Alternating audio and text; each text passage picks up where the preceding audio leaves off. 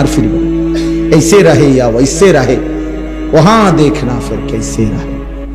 बुजुर्गाने दीन बोले ए আল্লাহর বান্দা এভাবে কিংবা ওইভাবে মানে সুখে কিংবা দুঃখে হাসি কিংবা আনন্দে কান্না কিংবা বেদনায় দুনিয়া একভাবে না একভাবে পার তো হবে, কিন্তু দেখার বিষয় হলো ওয়াহা দেখনা ফির कैसे रहे, ওইখানে দেখার বিষয় হলো কেমনে থাকবা, কবরে কেমনে থাকবা, হাসরে কেমনে থাকবা, জাহান্নামের আগুনে কেমনে চলবা।